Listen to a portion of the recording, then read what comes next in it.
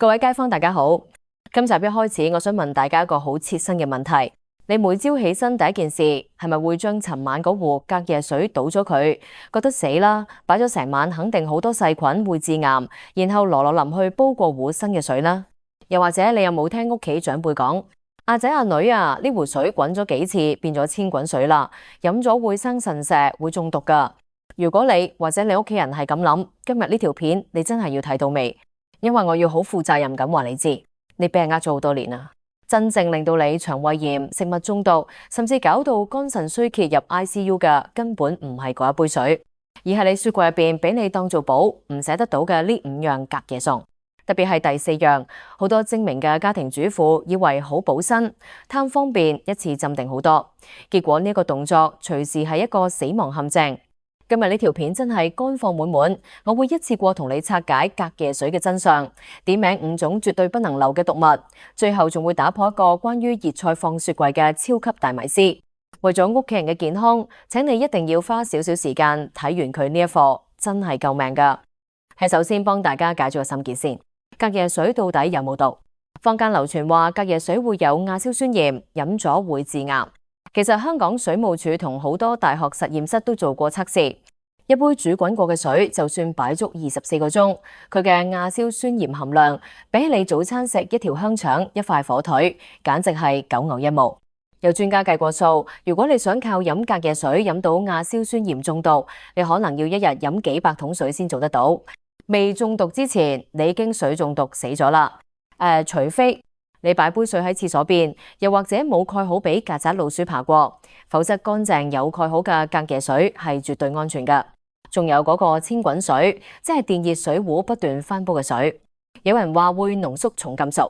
各位聰明嘅街坊，水入邊要有重金屬，首先你個水源要有問題先得㗎。如果你本身用嘅係過濾水或者合格嘅自來水，本身就冇重金屬，你煲1萬次佢都變唔出砒霜俾你㗎。所以結論係，朝早起身杯水，放心飲。真正要驚嘅係下邊呢啲大家日日食緊嘅嘢。第一種係好多打工仔，包括我自己，以前都成日犯嘅錯，綠葉蔬菜，例如菜心、菠菜、通菜、白菜仔。大家知啦，香港買餸都唔平，夜晚炒碟菜心食剩一半，倒咗覺得好似多，於是留返大飯或者聽日煮麵食。但你要知，種植蔬菜通常會用氮肥，綠葉菜天生就最容易吸嗰啲硝酸鹽，煮熟之後經過細菌分解就會變成亞硝酸鹽。你放入雪櫃，細菌繁殖雖然慢咗，但其實冇停過㗎。雖然未至於食一啖就即刻生癌，但係長期咁樣食就好似慢性自殺，增加消化系統癌症嘅風險。加上翻熱之後，啲葉黃琴琴、腍劈劈，維他命 C 流失晒。食落肚，除咗纖維就係亞硝酸鹽，有咩位啦？俾個貼士大家就係，如果真係要帶飯，建議揀瓜類，例如節瓜、南瓜、苦瓜或者根莖類，好似紅蘿蔔、薯仔，再唔係椰菜花、西蘭花呢類都比較耐放。綠葉菜，記住啦，即煮即食，食唔晒就狠心啲，倒咗佢。第二種係近年大熱嘅溏心蛋，即係半生熟雞蛋，好多人煮多咗，擺雪櫃慢慢食。各位，雞蛋殼表面本身就可能有沙門氏菌，如果你煮唔熟，即係冇殺死細菌。雪櫃唔係保險箱，低溫係殺唔死沙門氏菌㗎。隔咗夜，細菌喺流心嘅蛋液入邊開 party， 倍數級繁殖。試過有個案，有小朋友食咗隔夜溏心蛋，結果上吐下瀉、發高燒，甚至脫水有黑。細路仔或者老人家腸胃弱啲，真係唔好搏。尤其是如果要留隔夜，雞蛋一定要煮到全熟實心。第三種係最令人心痛嘅海鮮，魚蝦蟹咁貴，食唔晒，倒咗真係肉赤到暈。但係海鮮蛋白質分解得特別快，隔夜之後會產生蛋白質降解物，會加重肝腎負擔。另外最重要係海鮮隔夜好易產生組織胺，對於過敏體質嘅人食完可能會皮膚痕、氣喘。仲有海鮮好易滋生肉毒桿菌，翻蒸之後口感又老又腥，簡直係浪費咗個食材。海鮮講求一個鮮字，隔夜海鮮不如唔好食。聽我話，海鮮一定要買幾多食幾多，寧願買少啲都唔好食隔夜鮮。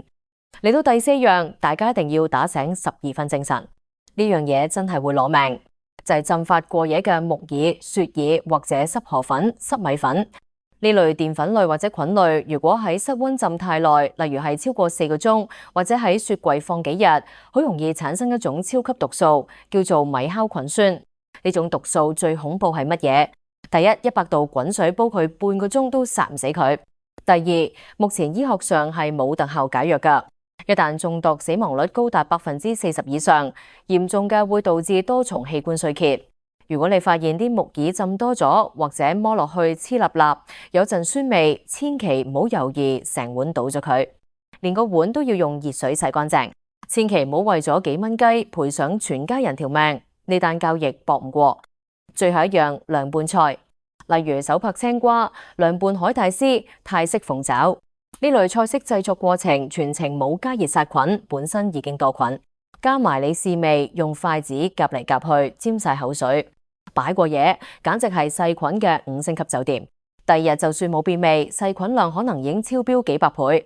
特別係李斯特菌呢類雪櫃常客，呢啲錢更加唔好慳一餐清，咪留戀。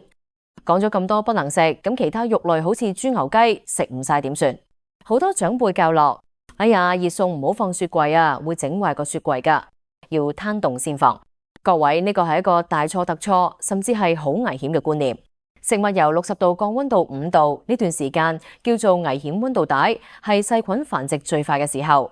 如果你將碟餸放喺室溫攤凍，即係俾幾個鐘頭時間，細菌開枝散葉，等你放得入雪櫃，細菌已經滿咗啦。